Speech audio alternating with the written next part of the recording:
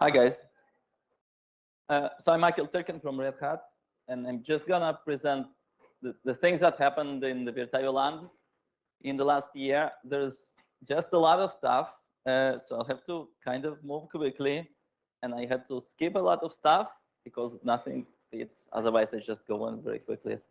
So I'll try. If we look at Virtio generally, right, we have the three main components. We have a guest that wants to do something. It uses the driver, and then it uses an interface, which is specified in the Virtio specification, to talk to the device, which is in QEMU, which also runs on Linux.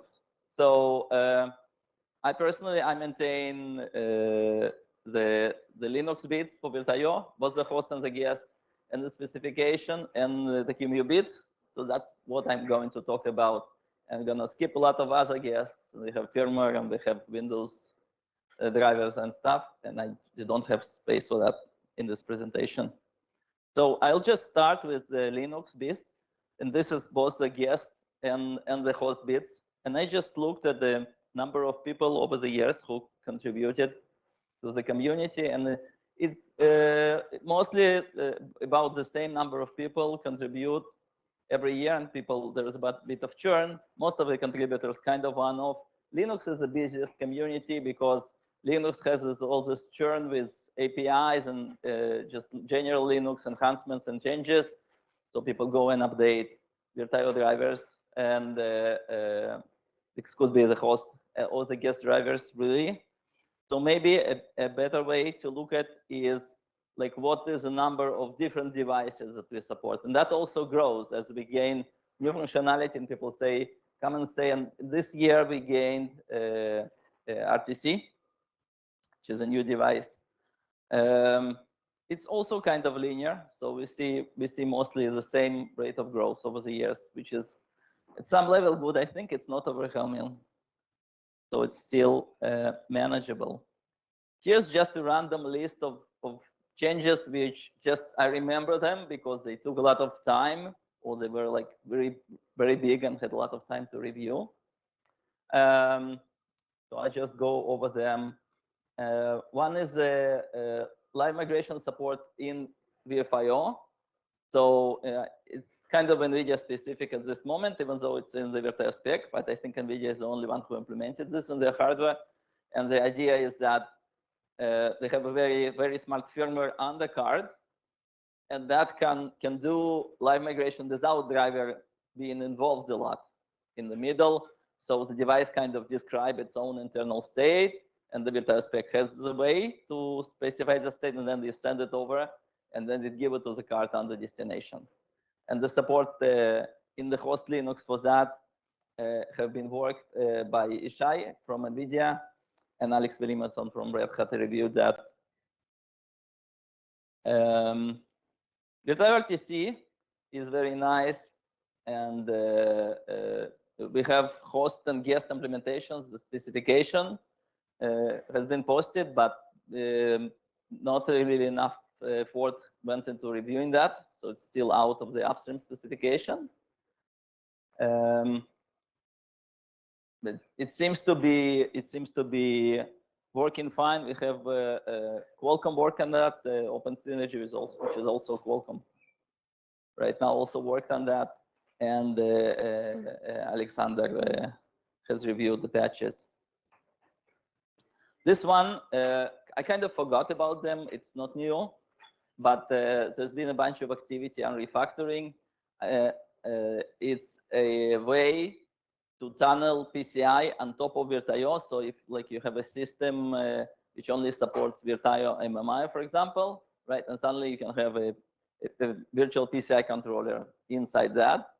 It's been out there. The spec never was posted even, I think. It's used by user mod Linux, and there's been this year a lot of activity refactoring and cleaning that up. So I'm kind of hoping maybe we'll see actual support in Linux. I think it's super cool because a bunch of systems don't really support PCI, and this way they can. So that's work by Tivei and Johannes from Intel reviewed that. So we host a couple of years ago made a lot of changes to the threading model. Like it needs an internal thread to move data between a user space, which is typically a guest, and kernel of the host. And a couple of years ago, we noticed that actually it's stealing CPU cycles because it's running like in a separate case thread and doing a lot of moving data around. So we fixed that and we made it like a child process of the process that actually is spawned and owns the device, which is great, and it's great for namespacing and all kind of stuff like that. But it turns out that there are actual applications that expect the broken behavior, and like they get completely confused because they didn't budget for extra CPU slots to be taken out of the CPU slice of the owner. But we only got the reports after it's been upstream for a couple of years, so we can do nothing. Like we break something either way. So we went with a bunch of knobs, and the user kind of has to tweak it if he wants to go back to the legacy. This went up over a huge number of, not a huge patch, but a huge number of revisions until we kind of agreed on a good API that we can support for that. Virtio GPU is generally like a huge area. This was probably the biggest patch set on that, but there was a lot of other activity as well. And this shows panics using a frame buffer when the guest crashes, which is great. Jocelyn and Ryoski from Red Hat work on that, and Collabora did a lot of review. Dmitry generally did a lot of work on DRM. Then we have Virtio networking. It's always a busy area. This time around for Linux, it was support for GSO over UDP tunnels. So you can have the device that understands, okay, there's a UDP tunnel here, and inside this tunnel, I can have fragmentation, and I can break up and reassemble packets. The reason it's kind of a small feature. The reason it was really big is because we ran out of feature bits. VirtioNet has so many feature bits. We ran out of the 64 feature bits that Linux always assumed we will have, so we just use the 64-bit integer. The specification is fine. Specification, we expected that it can grow forever. So there was a lot of infrastructure work to actually teach Linux, okay, don't keep it in a single integer. And then this will enable a bunch of other functionality, RSS, net header parsing, and IPsec. And that's work by Paolo and Jason from Red Hat did most of the reviews. I kind of don't mention myself on the reviews, by the way. VirtioNet pre-mapped mode was a lot of effort because it touched a lot of code. Then we had a lot of stuff that broke and had to fix it up, so it took a while. But now it's working. It's really nice if you use the strict mode, where all the, like, you want to really strongly limit where the device can access the guest memory through the IMMU. That means that every mapping, the mapping that this refers to here is DMA mapping. So it's allowing device to access specific memory. And the trick here is basically like caching. So we keep stuff cached. We keep stuff mapped to the device so it can access. So yeah, if you want to prohibit device from accessing anywhere except where the networking packets go, that's the strict mode, and really performance improvements are very significant in that case. Or you can disable everything or disable MMU, and then it has no effect. And that's work by Alibaba and a bunch of reviewers, Jason, Paolo from Red Hat, and also Darian from Oracle. So we had a great collaboration here going. I hope some of these people are here, then we can give them a round of applause. So if we just look at the number of change sets and we ask, okay, so for Linux, Virtio drivers, who are the top contributors who signed off or created most of the change sets? That's Dragos. I made a typo in the name here. I have to fix it. from NVIDIA, and he worked on NVIDIA drivers for VDPA. Can you get a round of applause? And we have one from Alibaba, that's the PMAP node that I mentioned. And we have Vivek, who worked on DRM. I don't know, maybe it's tiring. Maybe I'll go in groups of 3.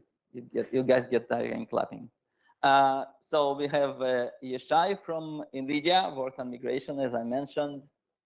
And then RTC is Peter from Qualcomm, and Juan is also top contributor if you just count the lines. So it's also the same. So it's claps for Peter. And also reviewers are super important. So we have Stefano. He reviewed VSOC is just a lot of small things. I didn't, nothing huge specifically jumped out, but it went over a lot of change. He's actually working on namespacing, but I think it's not yet, didn't count it yet. Then we have Juan from Qualcomm, a lot of Virtio stuff. And then, yeah, you guys get tired. Okay. Then Dmitry, I mentioned him. He worked on Virtio. And we have a tester from Red Hat. Lei Yang really tested almost all of the patches that I mentioned. He did some testing on that, so that's great. Let's do some claps. Okay, and then we repeat the same process for QEMU. I need to speed up. Okay, so QEMU is smaller, but still it's growing about the constant rate, which is great.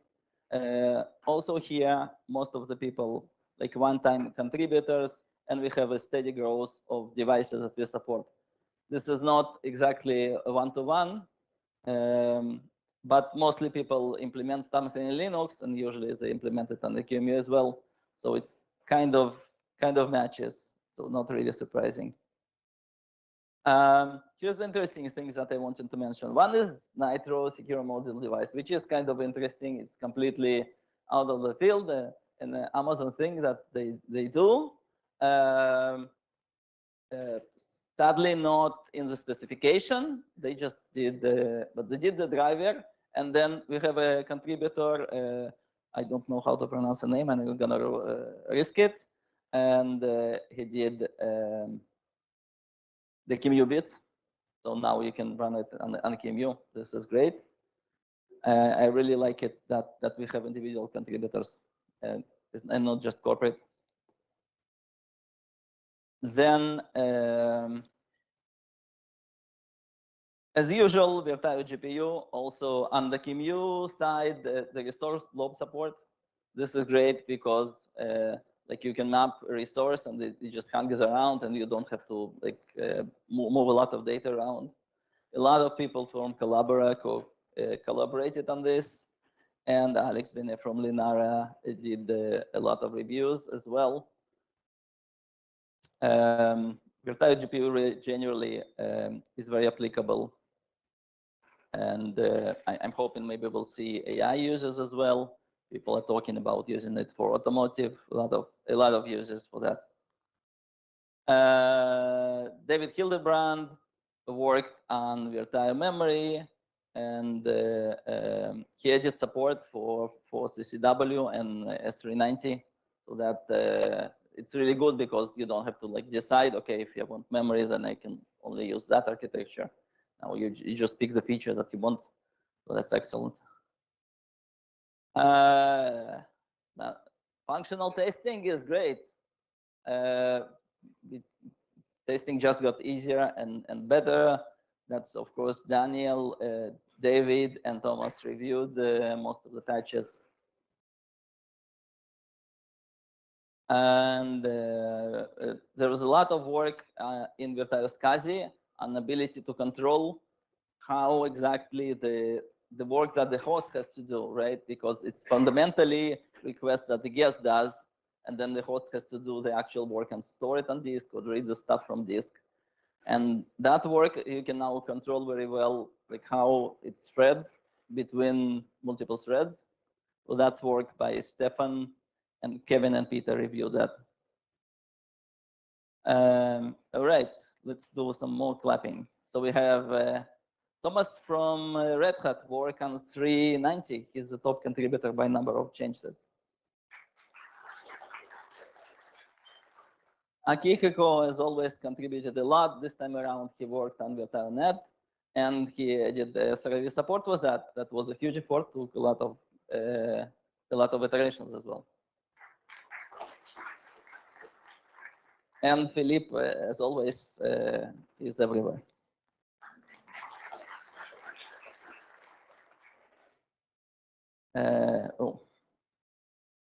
And if we go by sign-offs, we also have Jason Bong, which merged a lot of stuff in user space networking, and that's Virtio networking in particular.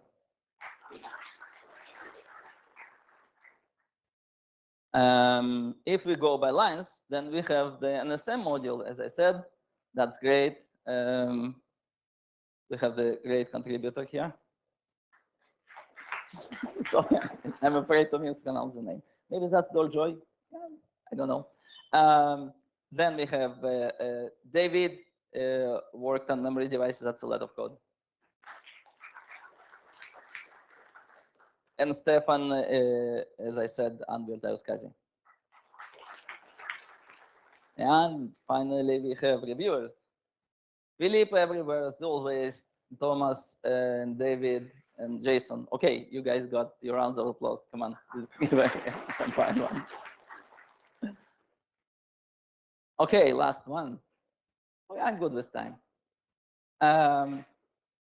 We have the specification. Specification is the smallest part of the community, actually. I've been thinking why that is. I think this process that we have actually kind of discourages one of contributors. You have to subscribe to the mailing list, you agree to IP rules, it's a lot of stuff. I have some ideas how to fix that. I'll mention it at the end if I have the time. But still it's growing nicely, more or less linear. If I look at the device type, then we kind of had a huge jump. I don't know, maybe it was the coronavirus and everyone created new devices. But now it's again, it's pretty stable. The new device this time around is Virtio Media, so we'll have like a new device type. It's mostly features on the specification front. This is the pass-through of video for Linux, so you can do capture, video capture within the guest. That's useful for mobile applications. That's useful for all kind of embedded stuff, maybe automotive even. That's Albert Esteve. We have Matthias from Red Hat and Alexander from Chromium as reviewers. So I talked about the UDP tunnel offloads.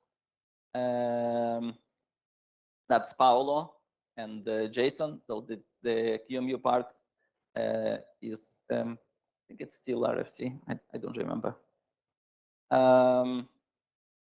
That's the migration that NVIDIA guys worked on. So Parag from NVIDIA worked on the specification, and Matthias did the review of the spec. I'm really happy that we get like, it was just me for so long. I'm really happy we have so many reviewers on the specification side. And then IPsec support in the Virtio spec was really a big effort, a lot of functionality, because it touches both the crypto device and the networking device. So it's all over the place. And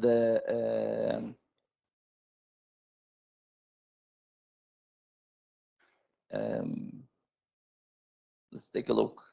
Yeah, and I didn't write, that's not Parag. I'll mention it on the next slide. I'm sorry. I don't know how it got there. Okay, so let's take a look at the contributors here. So we have Parag, first of all, that define the spec for the migration.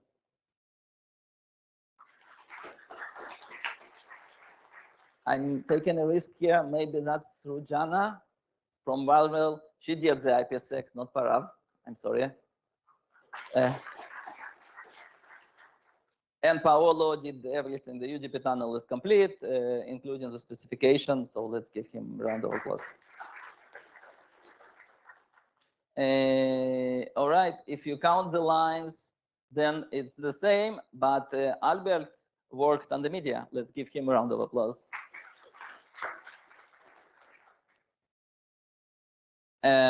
And we have Parav reviewed a lot of stuff all over the place. He's great.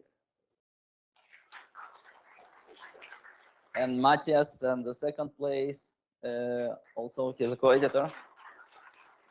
And finally, Jason mostly focused on networking, but also a bunch of other stuff. Yeah, so if I look at the someone who wants to come and contribute, I think for the specification specifically, then we have a lot of coverage, but we have like weird holes where we have like let's do it left to right. For the CAN, the specification has been there for almost a couple of years, but the drivers OQMU side is not upstream. Media is great, making great progress, but people can always come and join. SPI and RTC, they are making progress, but also people can come and join. RPMB got run into trouble upstream. So apparently, like we upstream the specification, but then when people try to upstream the drivers, then there's pushback from maintainers, and they come and say, no, this whole specification is dead. So I guess that's stuck and has to be fixed. Bluetooth, I don't know. Maybe we should kill it because there's so many bugs. Once in a while, I just find some time and I go and fix more bugs in the Linux driver. It's like obviously racing, and at some point I wanted to mark it as broken. Then the maintainer said, no, I'm gonna fix it, but not much happened. But also there's no spec and no QEMU. And then we have NSM, and it's great that we have now Linux and QEMU. So now maybe it's time to fill in the spec. If someone wants to come and contribute, that's great opportunity to fill in this matrix. Just a random dump of features that I would maybe wish for.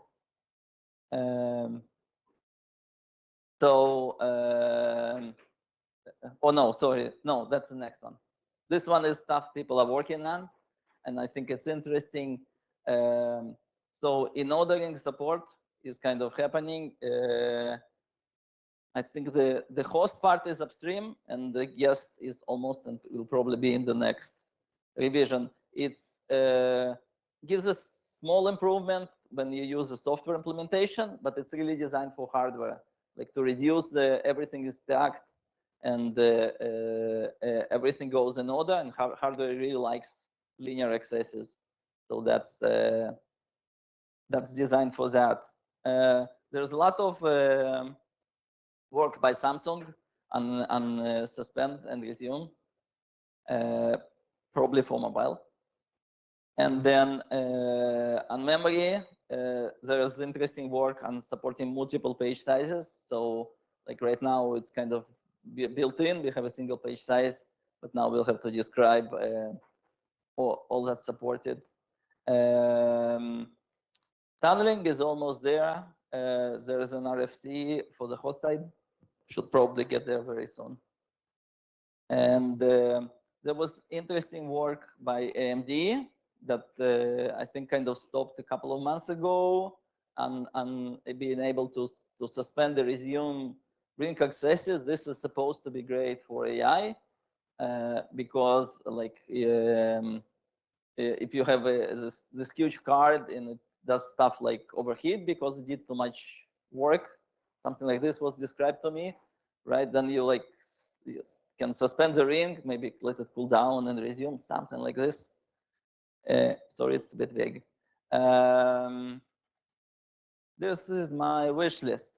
So like if I had a bunch of people who just want to work on something, I think we really should go into OCPNE core and just look for features that are still missing and just stick them in Virtio networking spec.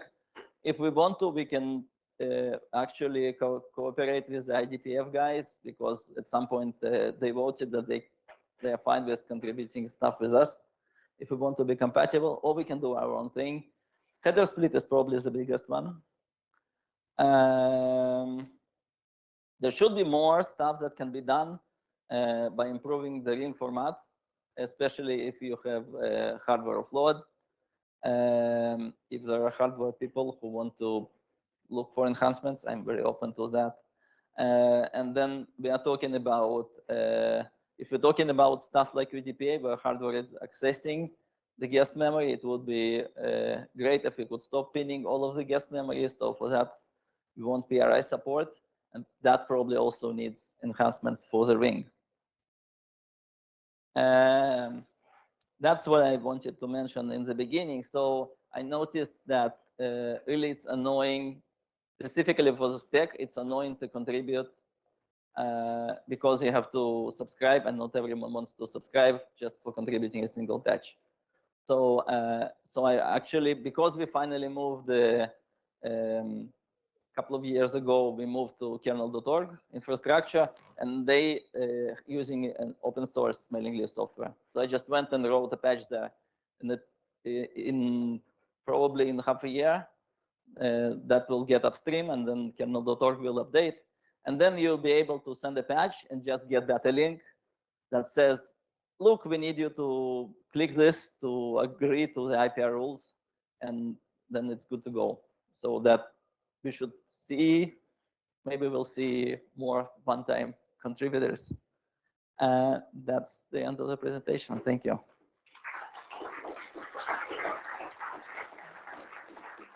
Any questions? All right, thanks a lot.